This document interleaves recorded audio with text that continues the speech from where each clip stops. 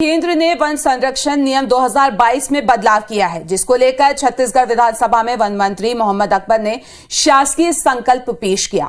अकबर ने कहा कि राज्य सरकार केंद्र से नया नियम वापस लाने का अनुरोध करती है।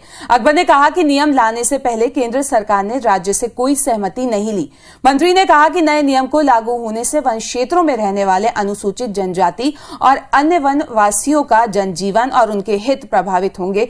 वहीं मुख्यमंत्री भूपेश बघेल ने कहा कि नए नियम से केंद्र सरकार के ग्राम सभाओं के अधिकार खत्म कर दिए गए हैं। इस पर भाजपा विधायक ने कहा कि संविधान में केंद्र और राज्य के अधिकारियों का स्पष्ट उल्लेख है। केंद्र ने नियमों का संशोधन करने के पहले राज्य सरकार से अनुमति ली है। भारत सरकार से अनुरोध किया गया है कि इस नियम को वापस लें।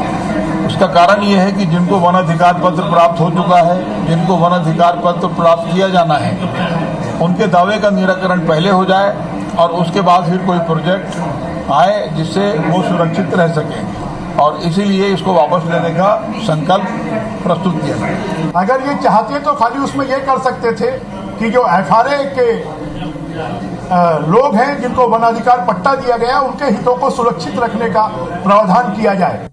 छत्तीसगढ़ विधानसभा के मानसून सत्र के 5वें दिन ध्यान आकर्षण में जांजगीर चांपा में DMF में अनियमितताओं का मामला सदन में उठा। बीजेपी विधायक सौरभ सिंह, नारायण चंदेल और शिवरतन शर्मा ने यह मामला उठाया। इस पर मुख्यमंत्री भूपेश बघेल ने कहा कि कहीं भी गलत हुआ होगा तो अधिकारियों के खिलाफ सख्त से सख्त कार्रवाई की जाएगी। उन्हें छोड़ने का काम हम नहीं करेंगे। बीजेपी के सौरभ सिंह ने यह मामला उठाते हुए कहा कि 8 करोड़ की राशि का भुगतान सिंगल कोटेशन के आधार पर कर दिया गया। केंद्र का नियम है कि जेम पोर्टल से ही खरीदी होगी, जबकि नियमों को दरकिनार कर दिया गया है।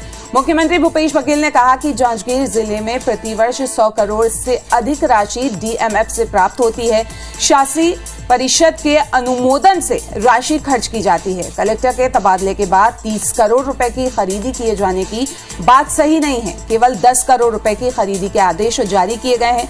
21 करोड़ रुपए के काम को निरस्त किया गया है। पिछले 3 वित्तीय वर्षों में 1833 कार्यों की स्वीकृति दी गई है, जिससे 1200 से ज्यादा कार्य हो चुके हैं। 600 से ज्यादा कार्य प्रगति पे हैं।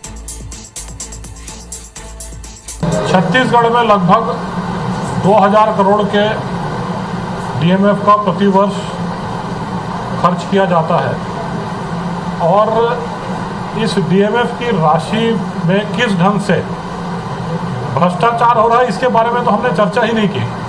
हमने तो सिर्फ प्रक्रिया का पालन नहीं किया जा रहा है, जो नियम विरुद्ध स्वीकृति की जा रही है उसके बारे में चर्चा की। भारतीय जनता पार्टी खुद ही भ्रष्टाचार के मामले में छत्तीसगढ़ की जनता ने उनको हटा दिया। 15 साल भारतीय जनता पार्टी के राज में क्या होता था? भ्रष्टाचार, कमीशन खोरी के अलावा भारतीय जनता पार्टी की सरकार में कुछ हुआ नहीं। और ये 100 चूहे खा के बिल्ली हज को चली वाली बात इन लोग कर रहे हैं।